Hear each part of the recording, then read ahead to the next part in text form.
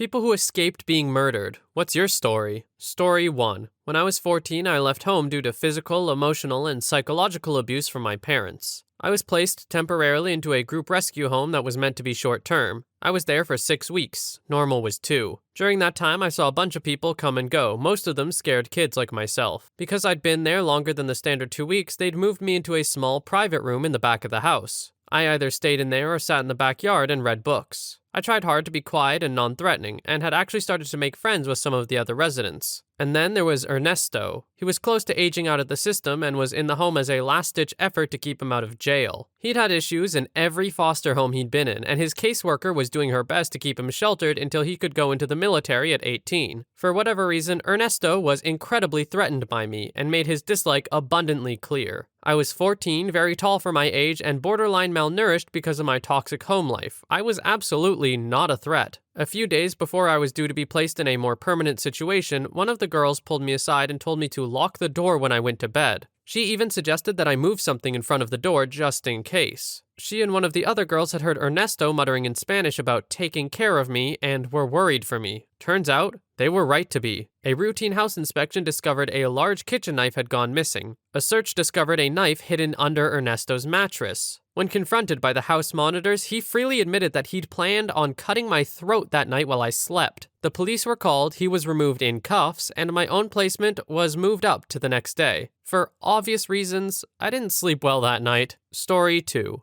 Listened to a local urban legend. Teenage me and 2 friends went to hang out at a big local park. The rumor was that the street across from the park driveway had a haunted house at the end. We decided to investigate. The little street ended at a straight driveway covered by trees overhead. We pull in the end and start to look around. Then a dude in full Klan robes with what looked like a big shotgun starts from the other end of the driveway, walking with real purpose. Fastest 20-point turn I've ever done. Found out in some local online boards later that the local Klan used that abandoned house as a meeting place, and that guy was probably the guard or lookout. Story 3. My ex threatened to murder me if I ever left him. But then he threatened to murder my mother if I stayed with him because she was abusive to me when I was a kid and he wanted to prove how much he loves me. Earlier in the relationship, he tried to convince me that he murdered someone simply because they called him a female dog. I believe he told me this in an attempt to turn me on because he was a real-life yandere and he thought that I liked yandere simply because I liked Mirai Nikki and Yandere Simulator. So he was convinced that I was secretly into that. He also tried to isolate me from any contact by getting me to move in with him in a super small town. It didn't even have a grocery store. You had to buy groceries from the local Esso.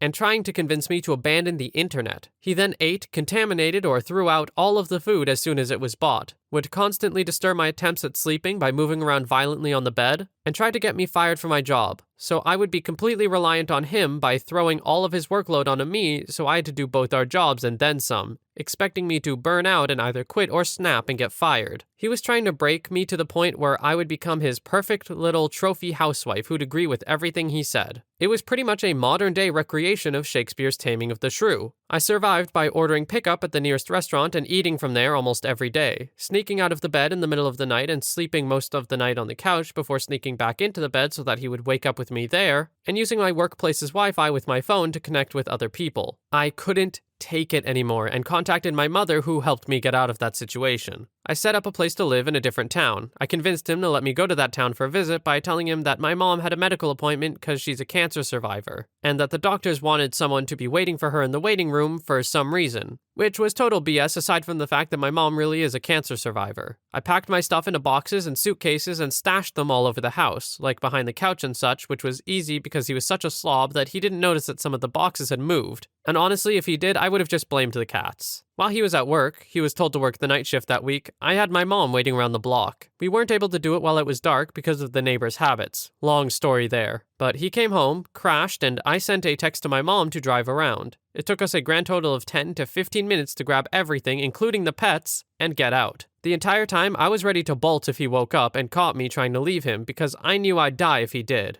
By some miracle, I got out before he woke up, and my mom took me away to her home first before I properly organized my stuff and made off for my new place, far, far away from him and that town. I haven't seen or heard from him since. Story 4. First time I was in Miami. My little girl and I were down visiting her family. We're in Little Havana. It's like 3 a.m. Her dad decided to stay at his mom's. We rode in with him. We decided to go back to the hotel. I don't know where the hell I'm at. Get off in a bad area of town, barely creeping along. We're in his $100,000 plus Mercedes. I stop to grab some gas and take a pee. My car, I don't need to stop to get gas when I'm somewhere I don't know. His car, another story. My girl's asleep in the front seat. I get in the car and this dude slides right on in the back seat, scares the crap out of me, and then her when he gets a bit loud demanding money and my watch. Pulls out a knife. Told him I had my cash in the pocket on the door. I was going to slowly grab it. Grabbed my cig and turned around with it in this dude's face. He politely exited the vehicle and took off running. Waited for like an hour for the cops to show up, seemed like no big deal to them. Said stuff like that happened all the time. Fun times. Was super glad guy got out of the car so quickly and I didn't need to pull the trigger. Story 5. Walking down the sidewalk in Akron, Ohio City with a couple of friends. We were at some college parties and on the way back home, nobody was around except for this one guy on the sidewalk. But it's the city, so that's not unusual. We get closer and all of a sudden my friends book it, like full speed into some bushes and cut into someone's yard. I'm like, what are you guys doing over there? From behind a bush, they start whispering frantically, get over here now! I walk over casually, I'm like, what's up guys? They pointed to the guy who was standing on the sidewalk not 5 feet from us where I was a second ago. Then I see it. The guy had a ski mask covering his head. It was dark and I was drunk and he was black, so I didn't see it before. And he had an AR-15 held vertically to his body to conceal it. He was standing there like he was scoping out some house across the street, like he was about to do something super evil. I literally almost bumped into that guy. Story 6. Not sure if this counts, but I was 11 and meeting my friend on a bridge in town, and when I got there were these two 19, 20-year-old guys who were there to mug me. Pretty sure my friend had set me up as some kind of initiation or something. Anyway, things got incredibly weird when I didn't have anything they wanted, and one of them just kind of flipped out and got very aggressive. I was put in a headlock and pulled to the side of the bridge and told that if I cried or made any indication that I was scared, he would throw me off. Some be a man or such nonsense. I obviously was terrified, so of course I teared up, and as he was pushing me into the barrier, my friend, who had been silent the whole time, screamed. Like a proper scream, and shouted at me to run. The scream had distracted them for a second, so I pulled out of this guy's grip and ran. Me and my friend split directions and they gave chase to me instead of him. But luckily for me, there was a police car at the bottom of the stairs next to the bridge, with 2 cops having their lunch break. I bundled straight into the back of the police car, and when I looked up, the 2 guys were now running in the other direction.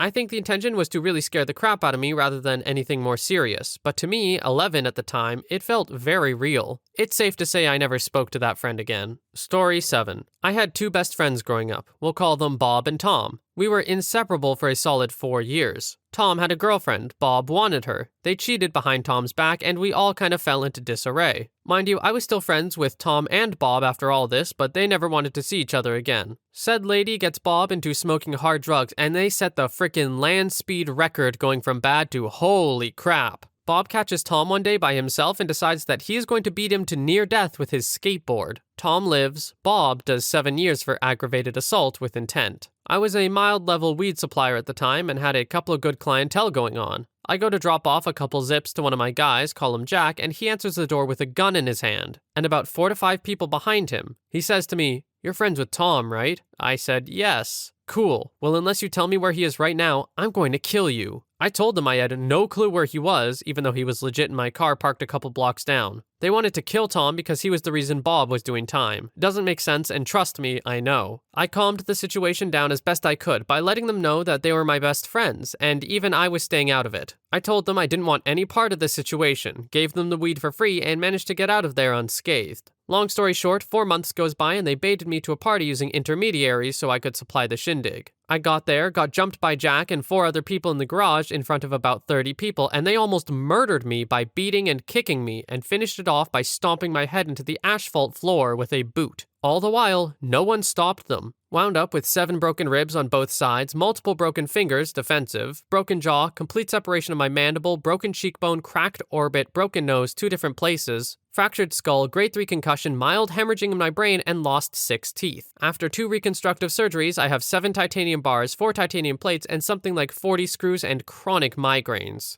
Jack and his cohorts were never arrested, charged, or spent any jail time. Got away scot-free, and I left that city never to return again. Yay, people are awesome. Edit. Now to tell you some of the karma these guys received, some of it is pretty poetic. Jack wound up messing with the wrong guy. Someone like him in many ways, just way more intense. He tried to strong-arm this guy with a group of friends behind him, but this guy got the upper hand by using a shovel. Jack got hit in the face with said shovel and now has a lazy eye. He was ridiculed for it, with people calling him Shovel Face. Last I heard, he gave up the life and works minimum wage jobs now. Dirtbag number 1 wound up killing someone because he was drinking and driving. Got 10 years, but I think he only served 7 or 8 with good behavior. The person who was killed was the grandfather of the person who was the passenger in his car during the accident. Seriously, I can't make that up. I'm glad he finally went to prison. Not happy about the circumstances as to how he got there. Not sure where he is now. Dirtbag number 2 wound up in trouble with the law over illegal firearms and fled the state. No idea where he is or if he wound up getting caught. Dirtbag number 3 wound up almost getting beaten to death by a group of people. They left him bleeding in the street until someone inevitably found him and got an ambulance. I heard he was in the hospital for more than a month, but I can't verify.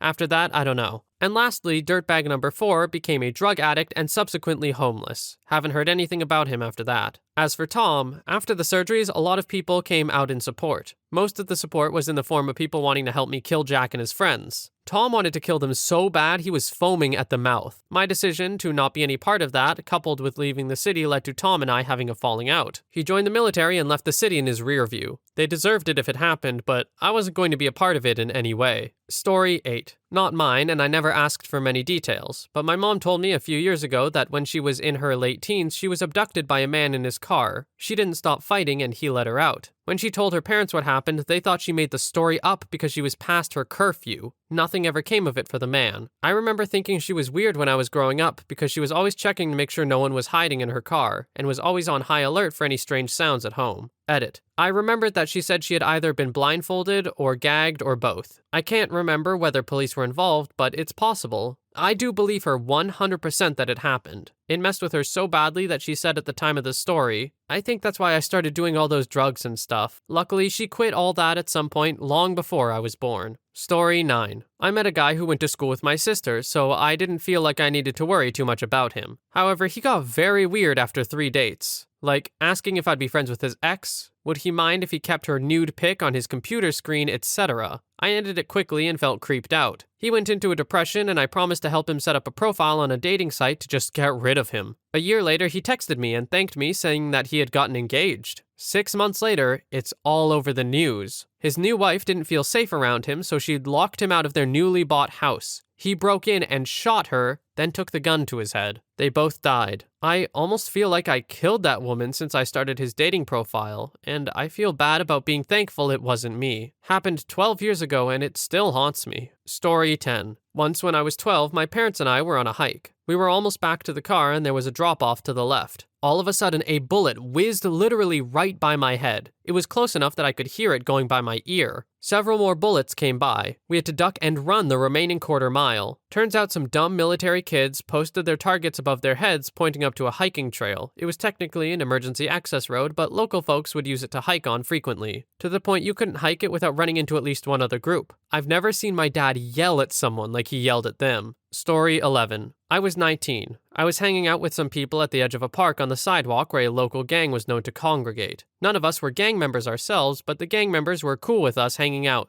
due to everyone being on good, friendly terms with them. It was all cordial. Some of them would even purchase weed off the guys I hung out with. One dark Friday night with inadequate street lighting, us guys were chilling there. None of the local thugs were present for reasons unknown. A few 40 ounces later, we all got quiet when we noticed a dark vehicle slowly driving by. It really caught our attention. There was a short kid standing next to me. The top of his head was at my chin. Thinking outside the box, the third time I saw the vehicle, I decided to walk a few feet away from the group to my car for my own reasons, as I thought the occupants were going to hop out of the car to fight us. Well, as soon as I got inside my car to reach for the unnecessary items to defend ourselves in the event of an unprovoked attack, I heard and witnessed gunfire, landing on the sidewalk a few feet in front of my car. Most of the guys ran off into the park and I hid in the brush as there was no lighting there. I ducked inside my car, but by the grace of God, no gunfire came anywhere near me. That vehicle must have driven off when I was ducked in my car. They surely disappeared. I then stepped out to find the short kid that was standing next to me laying on the floor. I feared he got hit in the neck or another vital area. I examined him and found that he only got grazed across the top of the head. He had been standing next to me on my right, the direction the bullet came from. That same bullet could have hit me. had I not decided to go grab something out of my car. Thankfully, he survived. A few months later, I was sitting in my car a few blocks away from that park in the same crap hole town, again with inadequate lighting, so I was basically invisible in my driver's seat. While I was waiting for someone to come out of a house, I heard an exchange of gunfire. I then saw a different vehicle from my early experience quickly driving away, but with the same occupants from the first situation. They did a drive-by on an OG from the local gang that I had never seen before, only recognized as such because of the color he was wearing. It looked like he was in a similar situation to my own with the same people doing the shooting, except this time the OG shot back. I then saw him angrily walking by when he took out his anger on a for sale sign in front of a house and punched it. I stopped hanging out there. Story 12. Way back in 1988, I had to move to a new work location, same company, but had a cousin that lived in the new town, and she was more than happy to let me stay with her until I got settled in. I had been there only a couple weeks and was coming home from the company's softball team practice on a Friday night. I parked in front of the house, went and opened the trunk to get my gear out when someone grabbed me by the hair and slit my throat. There was a ton of blood. I had no clue what was going on. I fell to my knees, grasping at my throat, no idea where my attacker came from or went. So I figured this is how I die, because that's what happens when you get your throat slit, right? You see it in movies all the time. But I didn't die, and honestly, didn't even feel that bad. That's when I noticed a guy trying to break into my cousin's house. I figured that was my attacker. Well, I wasn't dead yet and still felt pretty good. If I was going to die, I was taking that guy with me. I pulled my Mickey Mantle signature model Louisville Slugger out of the trunk. I played hardball too back where I used to live, and beat the guy until I passed out. I was less than a year out of the military at the time, and was a couple inches over 6 feet and just over 200 pounds. My attacker was a head shorter and smaller. When I woke up, I was on my cousin's front lawn. The other guy was a few feet away, not moving. I figured he was dead. I knew I was badly hurt and had to get to the hospital. I went inside the house, but my cousin wasn't home. She and her mother had gone into the city to see a show and shop. So I figured I'd just drive myself to the hospital, but I'd only lived here for a couple weeks and I didn't even know where it was. No problem, I thought to myself, I'll just stop at a gas station or 7-Eleven and ask for directions. Problem there was that I was covered head to toe in blood and couldn't really walk into a 7-Eleven looking like something from a horror movie. So I changed clothes, got all cleaned up and was ready to go, until I saw that I had a gaping wound in the side of my neck. The bleeding had mostly stopped. It looked like a huge, toothless, bloody clown smile. I didn't want to freak anyone out, so I put on a turtleneck sweater and set out. I got to the hospital ER without any trouble, walked in and talked to the nurse behind the desk, told her that I had been attacked, my throat had been slit, and that I think I need to be admitted. She looked at me somewhat skeptically and asked to see the wound. I pulled the neck of my sweater down and the nurse went white as a ghost, threw me into a chair and told me not to move. My carotid artery was visible. My attacker had missed it by about 1/16th of an inch according to the surgeon that stitched me up. My jugular vein had been hit, but not severed. I told the ER people the entire story. One of them recognized the last name of my cousin and asked if I was related to a certain doctor. I said, yeah, that's my cousin's father. They asked if I minded if they call him, and let him know I'm here. I say not at all. They pumped me full of blood and whisked me off to surgery, and by the time I woke up, my uncle, the doctor, was there, along with his son, the attorney. There was a ton of legal crap to endure, and even more legal and medical bills to pay. I'm still here, my attacker is long gone. Oh, by the way, he was my cousin's former boyfriend. She had dumped him and kicked him out of her house because he was an alcoholic, drug-addled, violent, and just a jerk. He had been stalking her ever since and saw me move in, figured I was the new boyfriend, and decided to take me out of the picture. Story 13. Stabbed by a 17-year-old I was fostering. I had a crackhead break into one of the trailers I own, who shot at me after I told him to get out of there. One of my tenants built a drug lab in the basement of a home. I called the cops and he got 5 years in prison, and after he got out, he tried shooting at me. Also, someone shot my van once with me inside of it. No idea if it was crap aim or if they were actually intending to shoot me. I've also been hit in the head, hard, with a beer bottle about 4 times, and with a full fifth of vodka once. I'm a real estate investor focused on Section 8 housing in Memphis and Arkansas trailer parks. Story 14. Had an ex who was pretty abusive. For whatever reason, he really enjoyed biting me. We were just chilling one day and he leaned over and started biting my neck while placing his whole body weight on me. It absolutely crushed my neck and I couldn't breathe, so I started punching him with my free hand, but he grabbed my wrist and held me down. I was trying to scream but couldn't, so I decided to play dead. I went limp, but he still doesn't stop, and I had the clearest thought of he's going to kill me. After an eternity, he finally did stop though, and I was absolutely gasping for breath and crying. And he looks at me with absolutely no emotion behind his eyes and says, I left a mark. You'll have to cover that up.